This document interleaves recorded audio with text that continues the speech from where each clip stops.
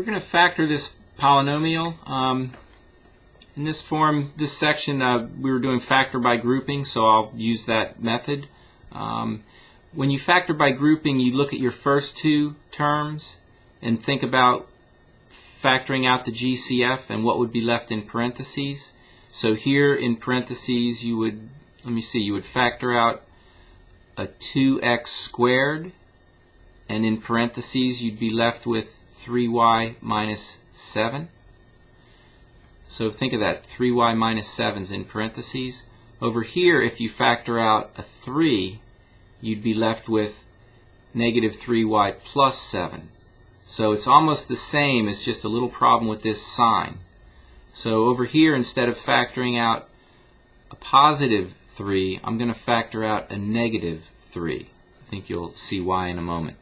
Alright, so focusing on the first two terms, I'm going to factor out 2x squared, because that's my GCF for those two terms. 2x squared. Alright, when I say factor out, that means I divide out 2x squared, and I divide out 2x squared. That would leave me with 3y from the first term minus 7 for the second term. And then looking at these two terms, again, if I factor out just a 3, I'll end up with a plus 7, and I don't want that. I want everything in parentheses, I want everything in both sets of parentheses to be identical. So I'm going to factor out a negative 3. When I say factor out a negative 3, I mean divide by negative 3 and divide by negative 3. For this first term, negative 9y divided by a negative 3 leaves me with a positive 3y. For the second term, 21 divided by a negative 3 leaves me with negative 7. Okay, and now notice in parentheses I have 3y minus 7 here, and I have 3y minus 7 here. So that's my common term. I'm going to factor it out. Alright, slide this up some.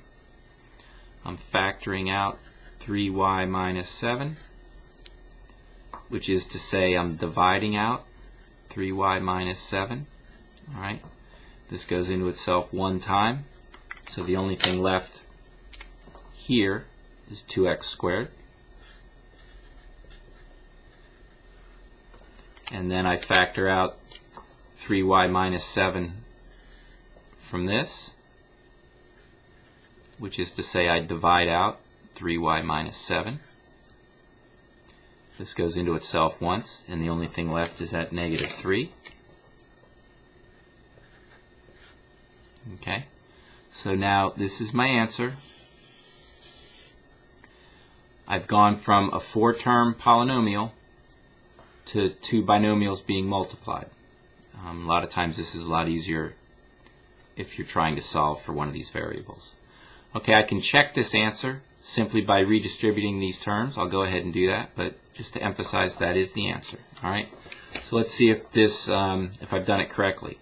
I can multiply 3y times 2x squared, and that yields 6x squared y. Alright, then my next two, 3y times negative 3 would be negative 9y. Then I'll multiply negative 7 times 2x squared will be negative 14x squared. And finally I'll multiply negative 7 times negative 3. Gives me a positive 21. And let's make sure this is what we started with. 6x squared y, 6x squared y. Negative 9y, we have negative 9y right here. Negative 14x squared and positive 21. These don't have to be sitting in the same order, they just have to have the correct sign in front of them. Okay, that verifies that we did factor correctly.